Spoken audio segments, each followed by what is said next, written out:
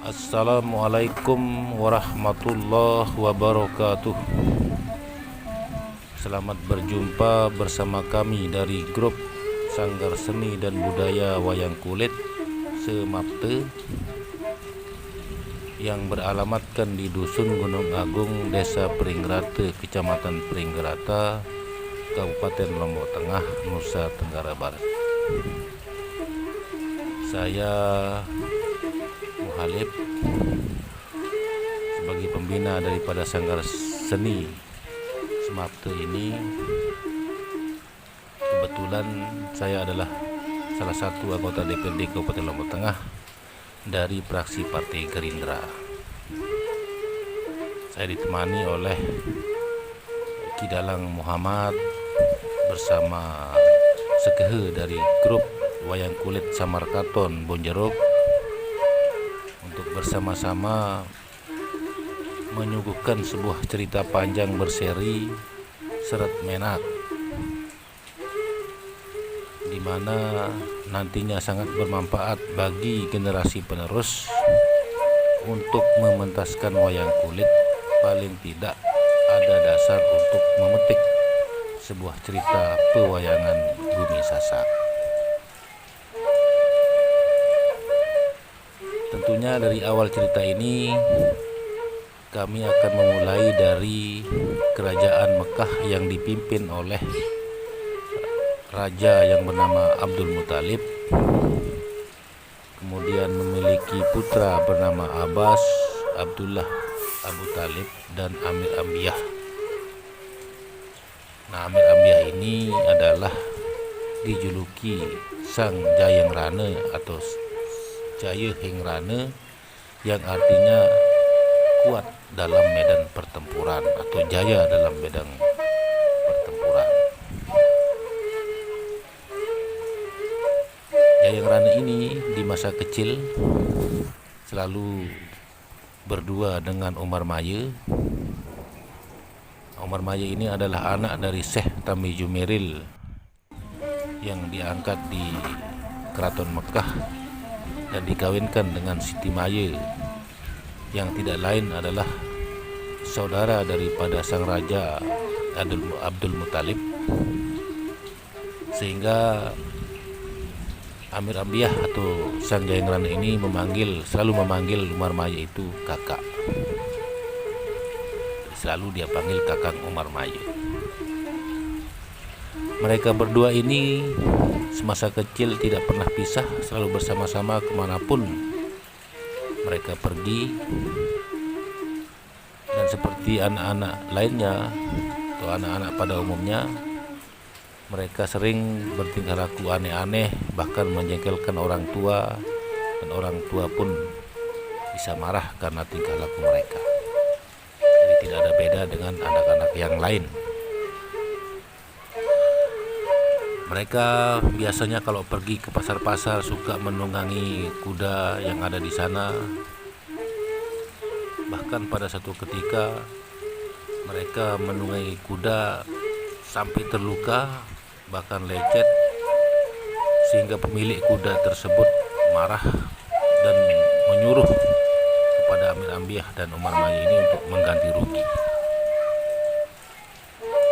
Akan tetapi karena mereka masih anak-anak, tidak tahu apa-apa, tidak punya apa-apa untuk mengganti rugi, mereka hanya tahu malu saja, dan mereka pun pamit pulang sambil berjanji bahwa kami akan mengganti rugi kuda tersebut. Dalam perjalanan pun untuk kembali ke Keraton Mekah, mereka berdua ini selalu was-was, tidak berani bercerita atau menceritakan apa yang telah terjadi kepada diri mereka berdua kepada sang raja, sehingga mereka memutuskan untuk berkelana jauh dari keraton, pergi tanpa arah sampai di sebuah hutan belantara. Mereka pun masuk berkelana di dalam, bahkan sampai terpisah arah. Jadi Umar Maya dan Amir Ambiyah ini di tengah hutan mereka terpisah. Nah, pada suatu tempat Umar Maya ini melihat sebuah tembok tinggi, luas. Lalu dia pun penasaran. Dia pun naik untuk melihat apa yang ada di dalam. Maksudnya di dalam tembok tersebut. Ternyata di dalam itu terdapat sebuah taman yang indah.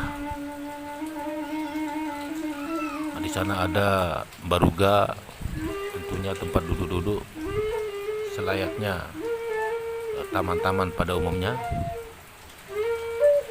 Dia pun penasaran dan lompat masuk ke dalam taman tersebut.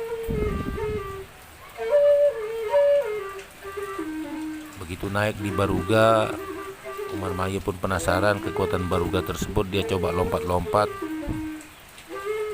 semakin keras, bahkan sampai ribut di dalam taman dengan lompatannya. Lalu keluarlah seekor kuda yang berada di dalam taman tersebut. Nah, kuda tersebut sejatinya adalah bekas tunggangannya Nabi Ishak, sehingga kuda tersebut dinamakan Kalisahak. Itu yang menyerang Umar Maya karena ribut, mengejarnya, dan Umar Maya pun ketakutan lari keluar dari taman tersebut. Namun meskipun lari ketakutan, dia pun penasaran.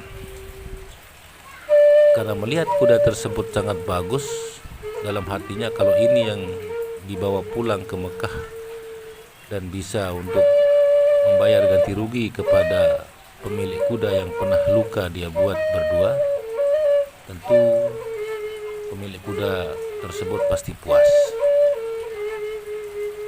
Dia pun mencari Amir Ambiyah atau Jayang Rana karena terpisah, untuk menceritakan apa yang dia lihat dan apa yang ditemukan di dalam taman Kalisahak tersebut. Singkat cerita, Umar Maya pun menemui Jayang Rana di tengah hutan dan memberitahu tentang cerita yang dia dapat di taman Kalisahak tersebut. Nah, Amir Ambiyah atau Jayang Rana pun penasaran dan mengajak Umar Maya segera menuju ke tempat itu. Sampai di luar taman, Umar Maya tidak berani lagi masuk karena masih trauma dan masih takut dengan kuda tersebut yang telah mengejarnya. Namun Amir Ambiyah atau Jayang Rana itu nekat masuk dan akhirnya ketemu dengan kuda tersebut dan bahkan menyerangnya. Namun Jayang Rana pun melawan dan berperang di dalam. Sampai kuda Kalisahak itu pun kalah dan menyerah kepada Jayang Rana.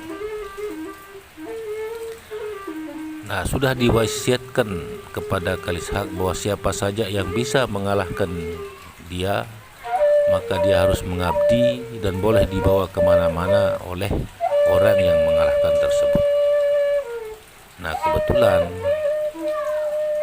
Amir Ambiyah atau Jayang Rana yang mengalahkan dia, maka dia harus mengabdi kepada Amir Ambiyah atau Jayang Rana. Bahkan dengan harta benda yang ada dalam taman boleh dibawa pulang oleh Amir Ambiyah atau Jayang Rana. Jadi harta benda diserahkan, dikumpulkan oleh mereka berdua dalam taman, dan jumlahnya sangat banyak. Dinar, dirham, emas, permata, dan lain sebagainya. Nah, sekarang yang menjadi kebingungan mereka adalah untuk membawa pulang harta tersebut ke keraton Mekah. Mereka berdua pun keluar dari hutan untuk mencari onta dan masyarakat yang bisa membantu mereka untuk membawa harta benda pulang ke keraton Mekah. Di sana terdapat rakyat-rakyat pedusunan tentunya, dan memberitahu supaya membantu Amir Ambiyah bersama Umar Maya untuk membawa harta tersebut pulang ke keraton Mekah.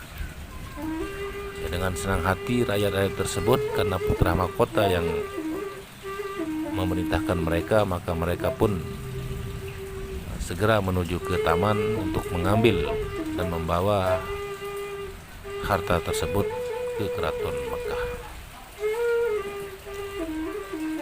Semua harta pun dibawa ke Mekah, memakai onta, memakai kuda, ada yang dipikul dan lain-lain.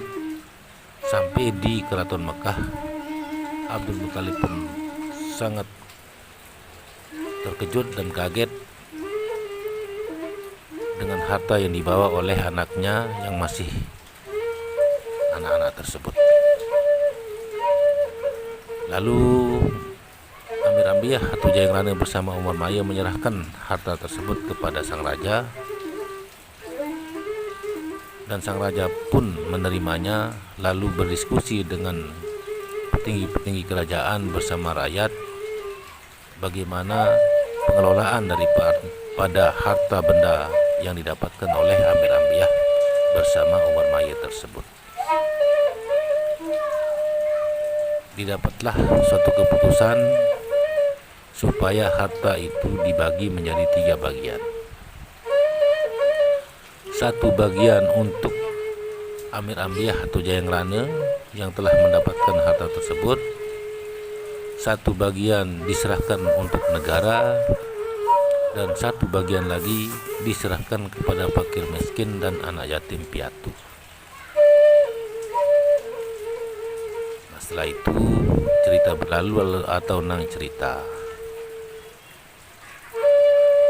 Sang raja pun setelah itu teringat, setelah dia punya harta sebagian dari hasilnya Jayeng Rane bersama Umar Maya, bahwa dia belum membayar upeti ke Yaman.